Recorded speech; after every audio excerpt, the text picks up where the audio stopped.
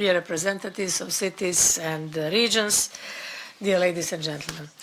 Thank you so much for this invitation to this debate on the eve of the presentation of the new Pact for the Mediterranean. First of all, I would like to thank the Adriatic Ionian Euro region and the Med Cooperation Alliance for organizing this event. It's always good to be back to the Committee of the Regions. This is 23rd European Week of the Committee of the Cities and Regions, and I have fond memories of the last visit in June during the Public Diplomatic Week when we were also here. And at that time we had a very fruitful discussion on the role of cities and regions in subnational public diplomacy. As Nicola already said, since I was the mayor at one point for 2 terms, I know very well that policies must always take into account all levels of governments. This must include the needs and views of the local communities. In the end, local communities and citizens are our final clients. So because our citizens are at the heart of everything we do. And I do not have to tell you how important local and regional level are important and how close they are to citizens.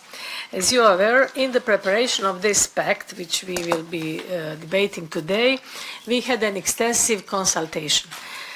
We had many meetings with southern Mediterranean countries, with European Union member states, with civil society, with youth, with think tanks, with academia. So civil society was also always there. Since the governments, you have to differentiate between governments and countries. So sometimes we also needed better input from civil society, from academia, from think tanks. And I'm really glad that we were able to give special attention to regional and local dimension and in the resulting actions. In particular, I'm grateful for the substantial input of the Committee of the Regions, notably through ARLEM, as all of you know, as well as the other organizations and local governments present here today. I also want to thank to IEMED, the think tank which has been partner of excellence in the consultation process. You held discussions, as you know, in Brussels, in Cairo, in Rabat, and during my visit to Barcelona. So I'm looking forward to the feedback video from the consultation process right after my speech.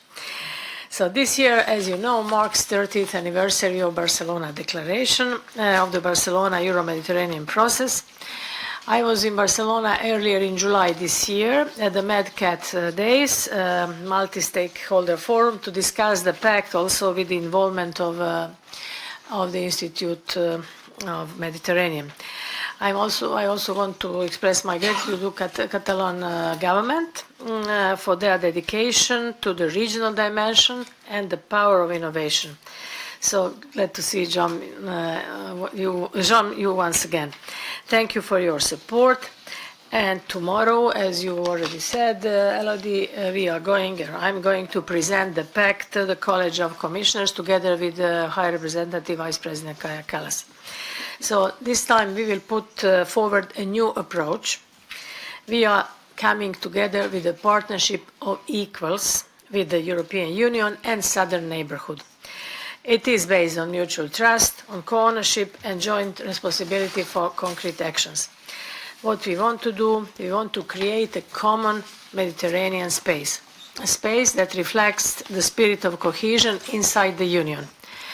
The Pact's architecture is flexible and open to new actions. That means we have document, but it's not closed document. It's always it can be expanded. It can be the new items can be always added.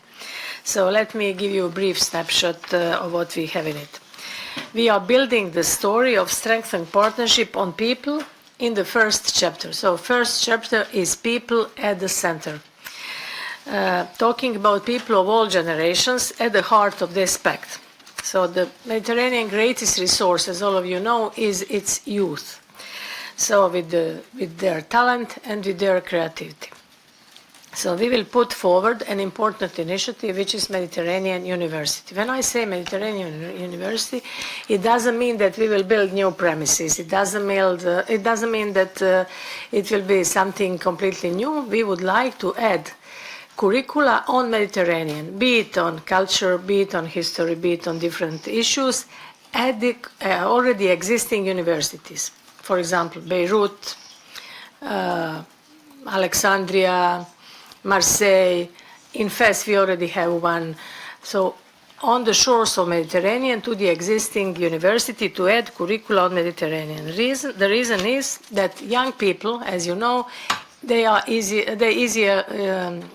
to cooperate. They are easy to connect, to make connections, and this is why we think it is very important. So there is always Erasmus plus Horizon program there, but we want to expand these programs to these southern countries.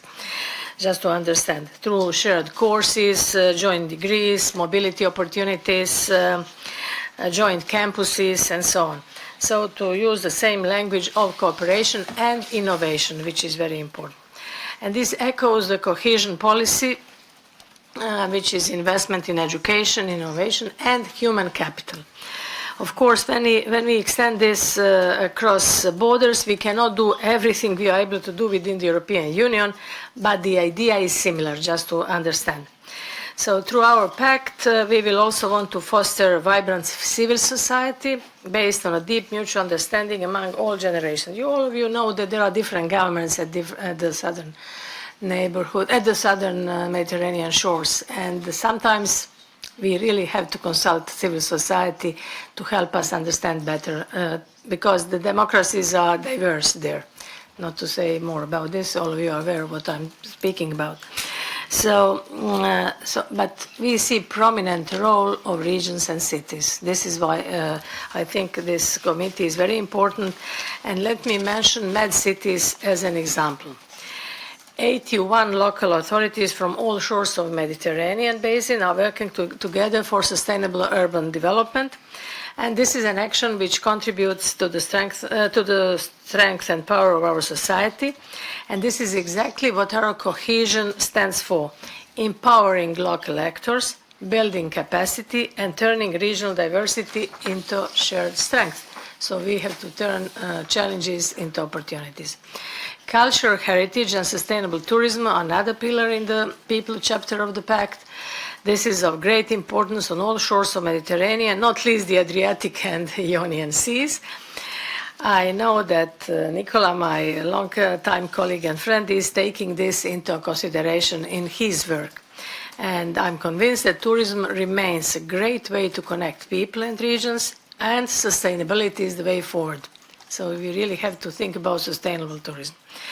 Exchanging best practice on the benefits it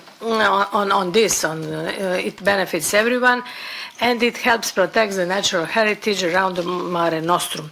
I will meet Marga tomorrow or day after tomorrow, I don't know, President Ballerai. I know that it's in my calendar, so I hope that we will agree and that we can go in depth because island life is important, that it is something different.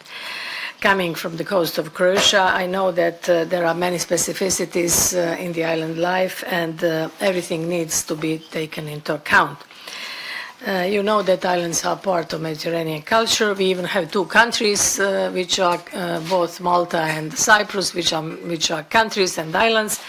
And this is very important to take this into account. It is important to know that next year Cyprus is taking the presidency of the European Union, which is also very important. I'm hoping that we will manage to do more with them than with some other countries, but of course everybody is responsible. So first chapter was about people, about youngsters and people of all generations. Second chapter is a story about economy, is a story about prosperity, is about more integrated and sustainable Mediterranean economy. So the goal is clear: vitalizing trade and investment, creating quality jobs and opportunities, especially for young people, and we want to remove unnecessary barriers and build trust for investors. Of course, it's not easy always because our regulations are different, as you know. So I haven't said that we changed the approach. This was bottom-up approach. So we cannot impose and say our European values are your values. So we are speaking about common standards, about common regulations, upgrading their regulations, because if we want to attract European companies to invest in that part of the world, they want to see clear regulations also there. Nobody will invest his or her capital if the capital is not safe and secure. And this is the reason why we are trying to assist them and to help them, but not by preaching, but by trying to make them understand that it's in mutual interest and mutual benefit in order to invest there. When I say invest, I will speak about that in the third pillar, but just to understand, by investing in economies, by helping them to develop, we are investing, in fact, in migration. We are addressing root causes of migration. So we want to create environment for young people to work there. This is why I was speaking about skills, about vocational training, about Mediterranean University, because we want young people to be adapted and to work in their own countries. By saying this, I'm speaking also about Enrico Letta's report, if you remember, when he said for us, Europeans, that there is fifth freedom, apart from these four freedoms, which we have, freedom of movement and others, but there is a freedom of right to stay, freedom to stay. So all of us are responsible to create environment for youngsters to stay where they are born, if they wish. If they want to move, they can move. Europe is not fortress. There are different paths how you can come to Europe. So you know that we are enacting new asylum and migration pact, which will be in force as of 1st of January. So we are also working on new return directive. This is also very, very important to mention. And unfortunately, we were not able to return those illegal migrants. Only 20% of them were returned, which was not our success. And this is why we have to see how we can better create legal pathways for those who want to come and for those whom we need for our labor market. But this is another explanation. Just to continue on this investment in economy, when I say economy, it's mainly about renewable energy. Just to understand, we are trying to create a completely new philosophy around the Mediterranean. You know that we want to get rid of Russian fossil fuels. So how to exchange this for renewable energy? Renewable energy, is this on or not? What is the problem?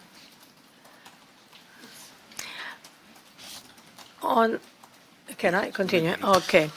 So by saying this, of course, there is a lot of resources in the southern Mediterranean, be it wind, be it sun, and also there is a potential for hydrogen.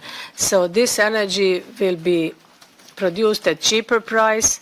At the same time, we will decarbonize the region and we can import this energy to Europe.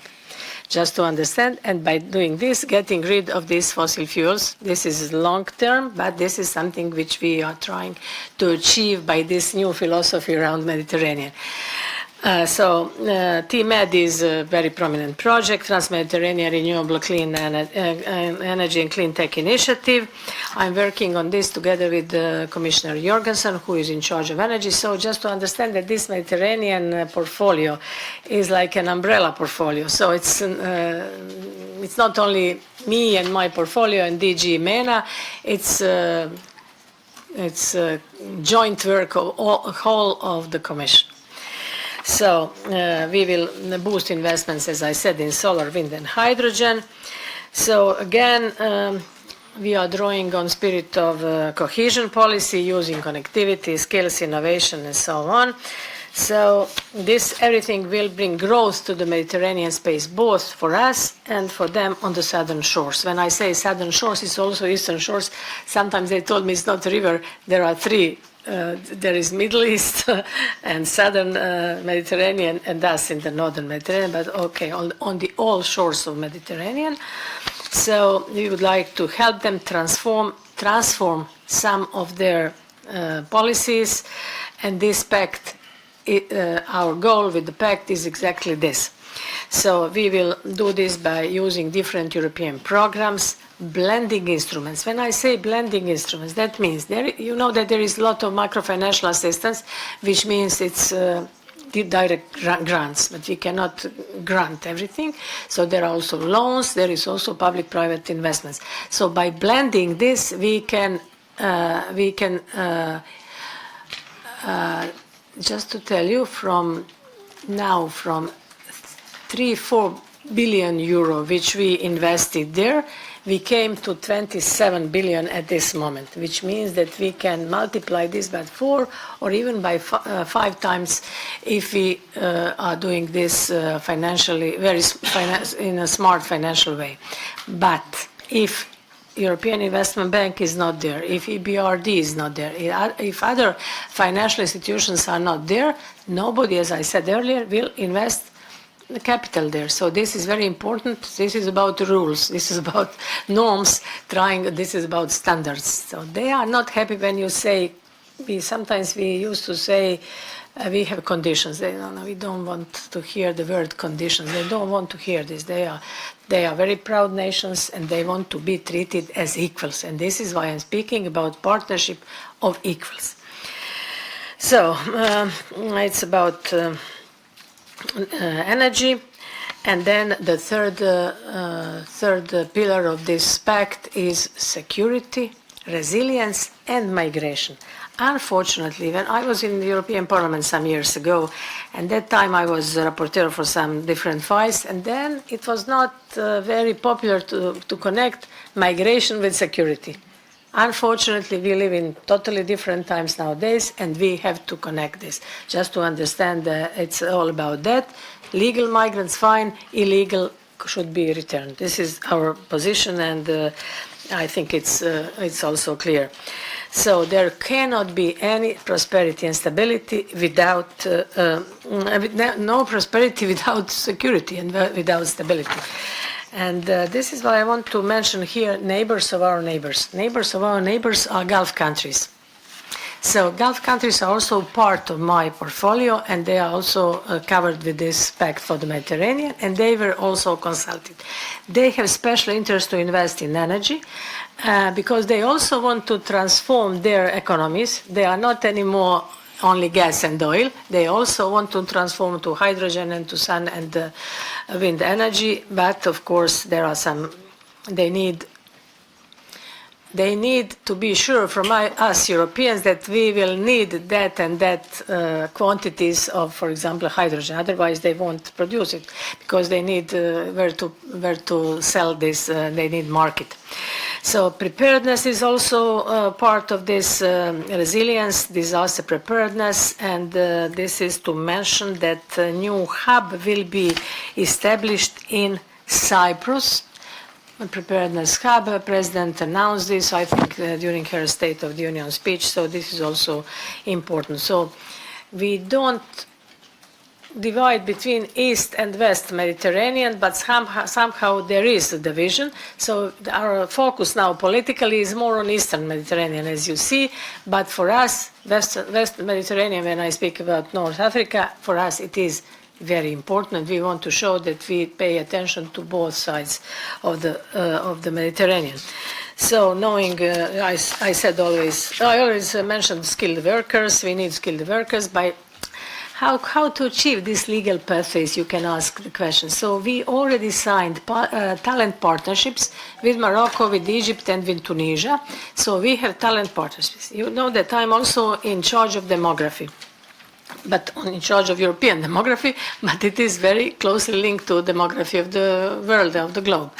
So it wouldn't be fair from our side and correct to create brain drain in these countries. We cannot take all the doctors, engineers, and elites, intellectual elites, and then create brain drain there. This is not the way. So this is why we have these balanced talent partnerships with the countries to see whom we need, whom they need, and somehow to make it possible for youngsters to come here if they have skills for our new jobs. And new jobs, as you know, digital and green jobs, and unfortunately there is an issue that the development of technology is faster than development of education. So they have their diploma, but their diploma in the end don't match to the needs of the labor market. And this is why we need to upskill, reskill. So there is all of this is process. So we have really to anticipate what is going to happen with artificial intelligence and with everything. So let me also mention Union for the Mediterranean, which is also part of our pact. Union for Mediterranean is also important. We see them as our convening partner, and at the moment there is a crisis of governance, but we hope that this will be this will be overcome. So that is the only international organization where all southern Mediterranean partners sit at the same table. Not to mention that Israel and Palestine sit at the same table in the Union of the Mediterranean. So politically it's very important organization, but also practically because they can implement some of our actions. So regional cooperation is our priority, as I already said. What is very important, this pact will be accompanied by the action plan. This action plan will come in the first quarter of 2026. So just to understand, action plan means concrete projects. I will mention one project which is already ongoing. This is, for example, Medusa project, which is the digitalization of the whole region. This is ongoing at the moment, but there are many other projects to come. You can ask me, where is the money?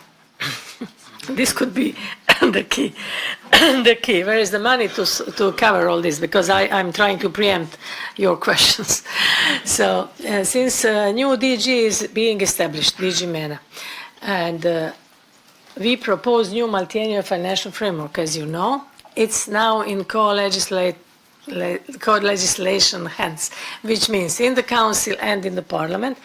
We hope that our proposal will pass this, but our proposal is to double the budget for DG MENA. So we had, under my remittance, 21 billion euros. We will have in next 7 years period from 2027 to 2034, it will be 42 billion euros. Just to show that this is not only symbolic approach towards the region, it's not only papers and documents and preaching, it's also about walking the talk, which means we want to invest there. But as I said, we need blending, we need private partners, we need European companies to come there, and it's in mutual interest, as I already said. So we are sure that bottom-up approach was a good one. Consultancy always pays off, and I think this is good. So the pact will offer opportunities for people, for stronger economies, and more security for all of us. So these are three pillars: people, economy, and security. And security connected to migration, which is challenge, but at the same time it can be opportunity for all of us if we are smart and if we are united in the European Union. There is a problem among 27 not always having the same opinions. We have this unanimous clause, which is for smaller countries interesting. For bigger countries, they would like to get rid of it. My country, Croatia, we would like to stick to unanimity because, of course, our role is then more important. Let's see how this will evolve in future. Europe was not built overnight, so the architecture stays, but let's see. There is new geopolitical context, and all of us have to have this in mind. So this is our common vision for the Mediterranean. This is a framework. This is not a Bible or Quran, so this could be changed. This could, as I said, we can always add something. For this moment, we somehow are trying to communicate this in the best possible way. For us, heads of our delegations, I haven't mentioned you from local and regional authorities, you from cities, are very important. But we also need our heads of delegations on the ground, who are our eyes and ears on the ground. And this morning I had a meeting with 80 online, 80 of them were connected there. We want them to disseminate what we are talking about and to try to make it reality on the ground.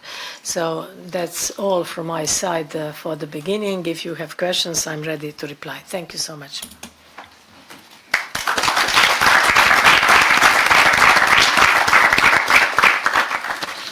Thank you so much, Mrs. Commissioner, for this